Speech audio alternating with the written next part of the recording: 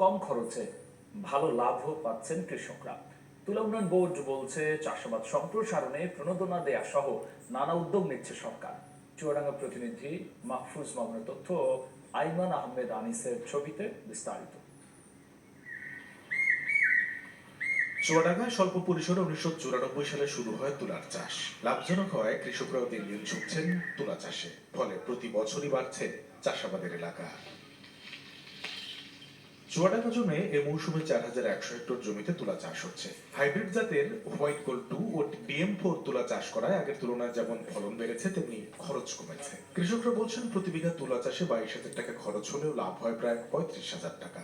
8 বছরে আমি 2 বিঘা তুলা করেছিলাম, দাম বেশি পাওয়ার কারণে এবারটা আমি 4 বিঘা তুলা করেছিলাম। তোলার নগদ টাকাই বেচা কেনা হয়, তোলার টাকা নিয়ে সমস্যা হয় না। তুলনামূলক অন্যান্য চাষের সাথে তুলা চাষ অনেক লাভজনক। 2 অর্থবছর ধরে চুয়াডাঙ্গা জোনে তুলা চাষে কৃষকদের প্রণোদনা দিচ্ছে সরকার। 11,500 জন কৃষককে সার, বীজ, কীটনাশক, ছত্রাকনাশক সহ প্রয়োজনীয় উপকরণ বিতরণে ব্যয় হয়েছে প্রায় 4.5 কোটি টাকা। 2 বছর ধরে 15 আওতায় চাষ করে আসছি। 15 যেন আরো বৃদ্ধি পায়, তাহলে আমরা চাষি বৃদ্ধি পাবে ইনশাল্লাহ। ফলনটা ভালো হতে কৃষকরা অনেক খুশি।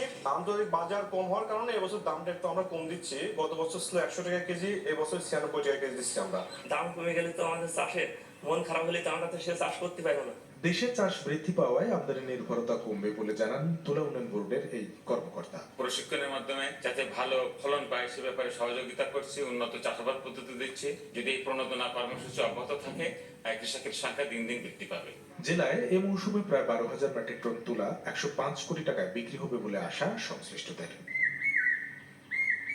সময় সংবাদ, চুয়াডাঙ্গা।